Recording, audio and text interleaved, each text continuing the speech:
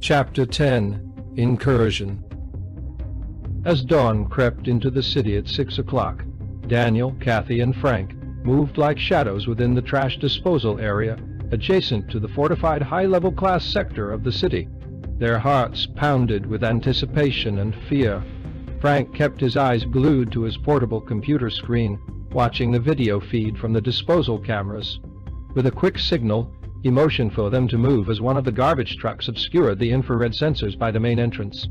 They slipped through, ducking close to the truck's massive wheels as it lumbered forward, utterly indifferent to their presence. The trucks were only programmed to detect obstacles, and as long as the group stayed clear of its path, they were safe. Upon entering the expansive trash disposal area, they followed Frank's instructions, moving stealthily to avoid the sweeping gaze of the cameras. They exploited the dead angles provided by the numerous crates scattered throughout the area, ultimately reaching the locker room undetected. The sterile silence of the locker room felt eerie, a stark contrast to the buzzing tension among the three. Dust coated every surface, and the dull lights barely illuminated the old lockers, untouched relics of a time long gone. The team rummaged through them, finding uniforms covered in faded logos and patches, a distant reminder of the era before the new order had crushed all sense of individuality. "These'll have to do," Kathy whispered, slipping into one of the old uniforms. The clothes were worn and oversized, but they were identical to the ones the cleaning robots wore. Robots designed to resemble humans, as a twisted comfort for the high class. "They want everything to look controlled by humans," Daniel murmured, a bitter edge in his voice. "They like to pretend they still hold power over us, even in their machines." With a nod, they all dressed in the faded uniforms, adjusting their collars and hats. The plan was simple in theory, but dangerously fragile in execution. The clothes would pass at a distance, but close inspection would give them away in an instant. They had to stick to the shadows, avoid any wandering eyes, and hope that their timing remained flawless. The group advanced through the high-class city's commercial district, moving in perfect unison, their footsteps muffled by the sleek, polished floors. The corridor lights were dim, casting a soft glow over the white. Minimalistic architecture, a stark contrast to the chaotic and loud environment they were used to in the lower-class districts. Here, the city seemed like a silent, pristine machine, carefully managed and untouched by the noise of ordinary life. For 8 uninterrupted hours each night, this part of the city slept, sheltered from any hint of disturbance. Humanoid cleaning robots glided along the floors, their reflective surfaces catching brief glints of light as they worked. These machines moved with an indifference to their surroundings, oblivious to Daniel, Kathy, and Frank as they maneuvered past. The trio kept their movements subtle and purposeful, fully aware that one wrong step could alert the system. Usually, the cleaning operators were mostly indifferent to any minor irregularities that might be occurring, while their loyalist supervisors were notorious for sleeping during their night shifts, neglecting their duty to oversee the employees' work. However, they didn't want to test their luck with any unnecessary movement that might attract unwanted attention. As they approached the residential area, they found themselves facing their first significant challenge, a heavily secured access point where security measures grew exponentially tighter. Here, no longer was the high-class city just a place of privilege. It was fortified, meticulously designed to protect its inhabitants. Years of strategic media messaging had sown a constant paranoia in the high-class population, making them demand impenetrable barriers around their homes, convinced of imminent threat. With no way to bypass the security checkpoint undetected, they resolved to take a substantial risk. Frank would employ his personal computing device to access any information that might aid them in overcoming the security barrier.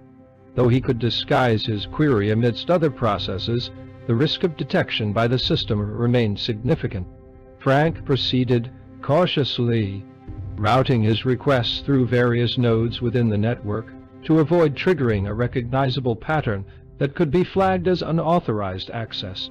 Eventually, he uncovered data on the 2 security robot operators responsible for the current checkpoint. At that juncture, gathering data was their sole recourse. Any active interference would have been instantly detected by the system. Regarding the data on the remote operators controlling the security robots, one of the guards, named James, lived alone and appeared to have a moderate case of ludopathy, with an addiction to a VR world specialized in gambling. The other guard, named Larry, was married with 2 children. Larry was struggling economically due to one of his children undergoing cancer treatment. The expenses were so exorbitant that Larry had been forced to secure a loan from a local criminal organization to make ends meet. He was now working numerous double shifts in an attempt to keep up with the payments, but he knew he needed another solution. Daniel saw an opportunity in the information they had gathered. He asked Frank and Kathy to remain in position while he attempted to leverage the situation to their advantage.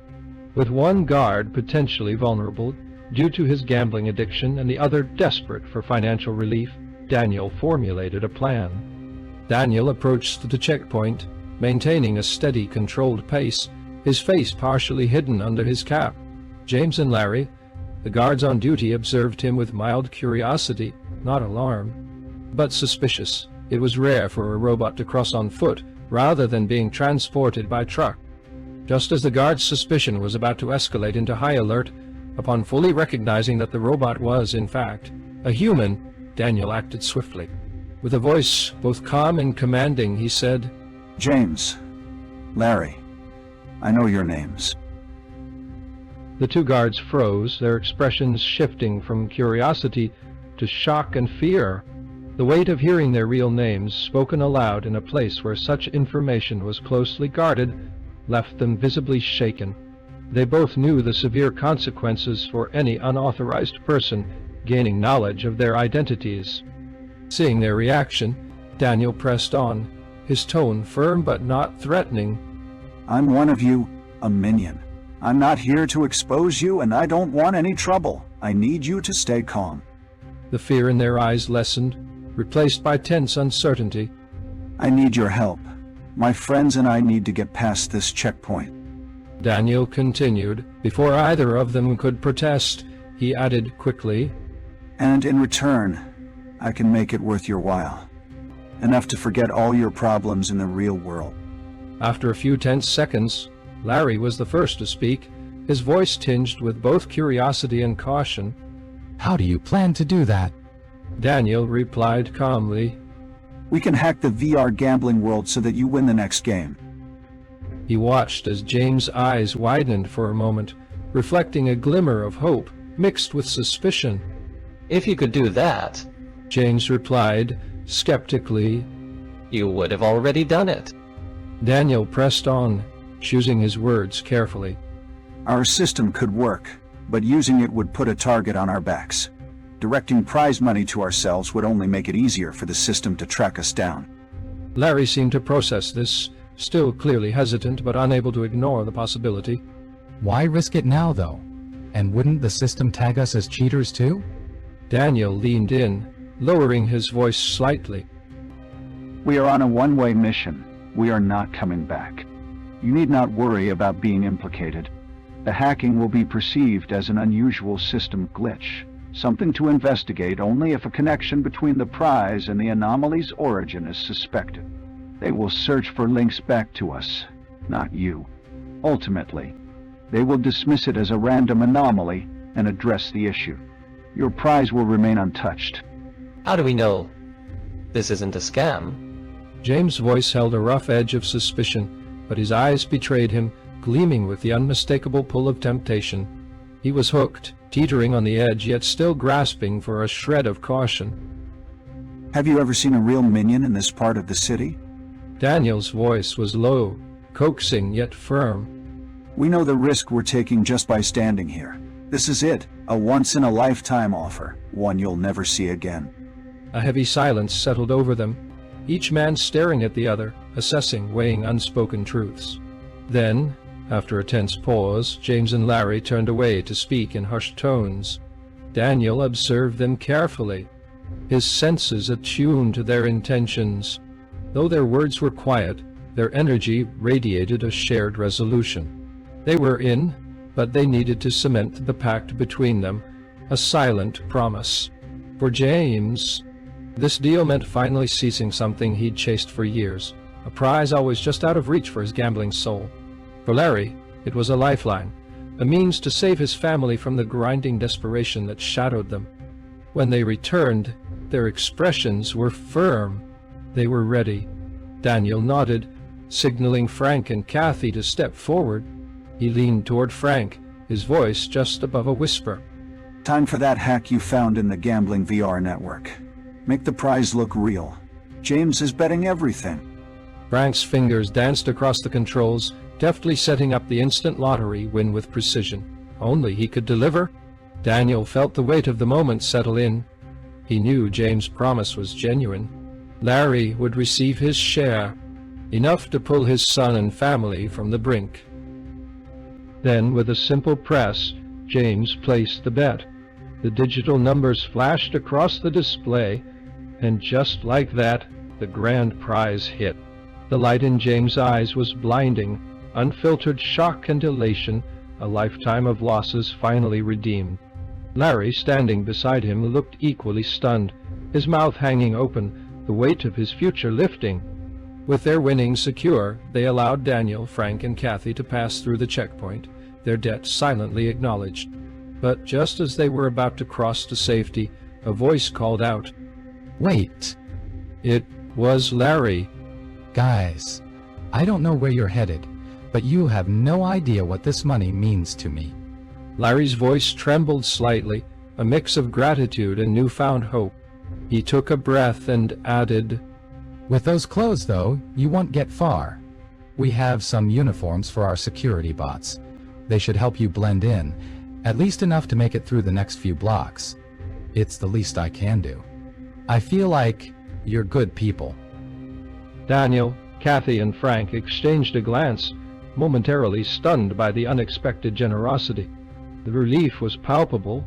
They turned to Larry, each thanking him with a sincerity that needed no words. This was more than just a gesture. It was a lifeline.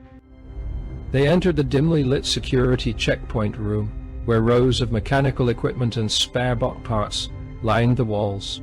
The security uniforms hung stiffly in a corner, emitting a faint metallic scent. They suited up quickly, feeling the weight of the protective gear, each piece fitting over them like armor. As they left, they resisted the urge to look back or give another farewell. Every extra word, every lingering glance could tip the scales against them. They had slipped past the second big hurdle, and Daniel knew that even the smallest misstep now could shatter everything they'd built. The remote security operators could have sounded the alarm at any point, reporting the breach in real time. Yet somehow, Daniel had worked a quiet magic, bending the system just enough to let them pass undetected. To Kathy and Frank, it felt like they had just witnessed a miracle. Thanks to the security uniforms, Daniel, Kathy, and Frank slipped through the residential neighborhood undetected. The clock struck 7 o'clock as they entered the district, a cluster of polished, pristine homes belonging to the professionals, the elite class of society. Here, all was hushed. The occupants enjoyed a deep, undisturbed sleep, unaware of any intrusion. The silence was almost surreal, broken only by the occasional thud of dumpsters closing as silent. Unfeeling cleaning bots completed their rounds, whisking away any stray remnants of last night's waste. Moving quickly, they passed through the sleeping neighborhood just as the first lights began to flicker on in scattered houses. People were stirring, ready to begin another day. But for now, their attention was focused inward, not on the empty streets where Daniel and his team blended seamlessly into the shadows. At 8 o'clock, the mainframe building came into view in the distance, its sleek silhouette standing tall against the early morning light. These mainframes, scattered across key locations worldwide, powered Motherbrain, the AI behemoth responsible of the nightmare they were living. Every instruction, every transaction, every silent command was processed through these immense structures, making them both sacred and untouchable to most. They were now in the heart of the headquarters area, where the professionals labored daily, building and refining the code that sustained their society. The offices wouldn't officially open until 9 o'clock, but they knew they were far from alone. Although human security presence was light at this hour, service robots were already busy at work, their mechanical hands setting tables, filling coffee machines, and arranging supplies in anticipation of the incoming wave of professionals. Daniel, Kathy, and Frank kept their heads down, careful to avoid drawing attention. Operators controlling the service bots were fully immersed in their tasks. And the loyalists, the overseers who monitored every aspect of life here, hadn't yet arrived for their shift. No one was watching the security feeds. No one would think to review the footage just yet, but every second counted.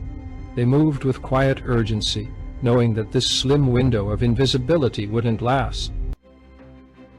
By the time Daniel, Kathy, and Frank reached the towering mainframe building, the clock read 8:30. They moved with quiet precision, attempting to be as inconspicuous as possible. But with every passing second, the pressure mounted. Time was slipping away. They needed to take bolder risks. Frank, find us a way in. Daniel whispered, his voice tense but controlled. Frank opened his portable terminal, fingers racing over the keyboard. After a moment he looked up, eyes sharp. There's a maintenance door on the side. He said, Not on the grid, but it might be our best shot. They quickly made their way around the building, finding a stairwell that led down to a heavy unmarked maintenance door. Frank studied the control panel, but realized it was locked tight. Improvising, he triggered a minor alarm from within the maintenance room itself, hoping it would prompt someone to come investigate. They ducked behind a stack of industrial-grade crates, each one stamped with warnings about refrigeration, components essential to the mainframe's operation await for the right window of opportunity to open. A lone maintenance robot operator arrived, unlocked with a sharp hiss, and shuffled into the room, drawn by the alert. Luck was on their side. It wasn't a security bot, but a simple maintenance operator focused entirely on diagnostics. As the operator's attention remained on its console, Daniel, Kathy, and Frank slipped inside, gliding past the door without a sound. Once inside, Frank quickly hacked into the video feed, redirecting the low-priority cameras away from their positions. 9 o'clock loomed closer by the second, but they knew patience was critical. They waited, breaths held, as the maintenance operator completed his inspection. Only when he finally turned to leave did they allow themselves to exhale, their nerves taut with anticipation. They reached the elevator, knowing that this was it, their final leap into the unknown. From this point on, there would be no turning back. In the dim light of the hallway, Daniel, Kathy, and Frank exchanged one last silent embrace, a wordless promise binding them together. Whatever happened next, they were in this until the very end. Frank opened his portable terminal, fingers deftly tapping as he took control of the elevator's internal camera, freezing the video feed with a quick script. He knew the maneuver would trip the system's alarms in just a few minutes, but it would give them enough time to reach the access floor without immediate detection. As they stepped into the elevator and the doors slid shut, a heavy silence fell over them. The lift moved at a steady, almost maddeningly slow pace, the calm motion in stark contrast to the urgent panic simmering inside them. Trapped in that small, sterile box, every second felt like an eternity. They could almost hear the walls closing in, the weight of their mission pressing down on them. For a moment it felt like they were caught, frozen, exposed. Then, with a soft chime, the doors opened, flooding them with a wave of relief. They stepped out into a vast, cold expanse of machinery and screens. Rows upon rows of high-end server workstations blinked and hummed, each one processing a torrent of data, the very heartbeat of Motherbrain pulsing through every line of code, every wired connection. But as soon as they moved onto the floor, they triggered a swarm of cameras. They knew the drill. There was no hiding from the all-seeing eyes on this level. Alarms blared to life, flashing red lights casting a stark warning across the vast room. They had seconds, maybe a minute, before an army of security bots descended upon them. Their final countdown had begun.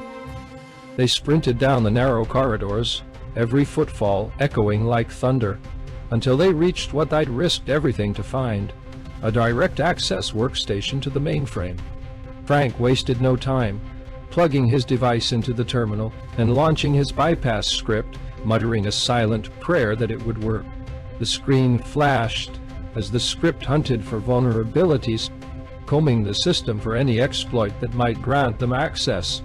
But the process crawled, each line of code ticking forward at a painfully slow pace. They needed time they didn't have.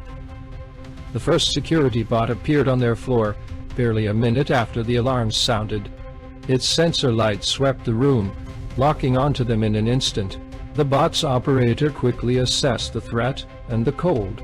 Unyielding barrel of a gun rose, aimed directly at them. Stop! Hands up now! The command echoed through the room, the operator's voice sharp and unrelenting. Frank's script wasn't finished. They needed a distraction. Without a second thought, Daniel stepped forward, placing himself squarely in the bot's line of sight, shielding Kathy and Frank with his own body. Stop right there. Do not move. The operator shouted through the bot's speakers. Daniel halted, raising his hands just slightly, his gaze meeting the faceless sensor of the security bot. He sensed something in the operator's voice, a hesitation, a reluctance. This wasn't a man eager to pull the trigger. It was a person who didn't want this situation to end in violence. But duty would override hesitation if the operator noticed Frank at the terminal again. Daniel took a careful step forward, then another, moving slowly, deliberately, keeping the operator's focus entirely on himself. I said, stop! The operator's voice broke slightly, the strain evident. The bot's gun wavered just a fraction, betraying the operator's desperation to avoid bloodshed. Daniel spoke softly, carefully, searching for the right words, the words that would reach past the machine into the human behind it, and find some thread of understanding. I know you're a good man, he said gently, each word a bridge across the tension. He sensed a subtle shift in the operator's energy, a flicker of doubt piercing the fog of his duty-bound focus. Beneath the rigid demands of protocol, Daniel could feel the operator's hesitation, his reluctance fighting to surface in the midst of chaos. You don't want this to end in bloodshed. Daniel continued, his voice barely above a whisper, warm, steady. I know you don't mean any harm. He willed the doubt to rise, to distract the operator just long enough for Frank to finish his work. Behind him, Frank's fingers flew over the keyboard. Daniel could sense he was close, that the final step to disable the AGI subroutine was within reach. Daniel took a cautious step forward, his movements calculated, pulling the operator's attention entirely onto himself. Please, we had no choice, he pleaded, inching closer, his words holding the quiet urgency of truth. He could feel the conflict within the operator, the tangle of fear, doubt, duty. The man's focus wavered, and Daniel seized the precious seconds, his heart pounding as he sensed Frank nearing the final command. Stop moving now! The operator's voice cracked with strain, the security bot's weapon quivering as it stayed trained on him. But the operator's gaze shifted past Daniel. His eyes found Frank at the keyboard. Instantly, the operator's energy changed, hardening into something sharp, cold, rage, betrayal. Duty crystallized in an instant. Daniel felt the shift before it even registered in the bot's movement. The gun swung away from him, lining up to target Frank. There was no more time. Daniel surged forward, throwing himself against the bot with all his strength. The shot fired, veering off just enough to miss Frank, but the operator retaliated instantly, shoving Daniel aside with brutal force. Pain shot through his arm as he crashed to the ground, a sickening snap telling him it was broken. But it was done. In that single desperate second, Frank executed the final command. The AGI subroutine flickered out, and with it, the relentless, calculating reach of Mother Brain. Frank turned, giving Daniel a thumbs up, his face lit with relief. But just as the wave of victory swept over them, a message appeared on the workstation screen. Congratulations, you have completed the final task assignment.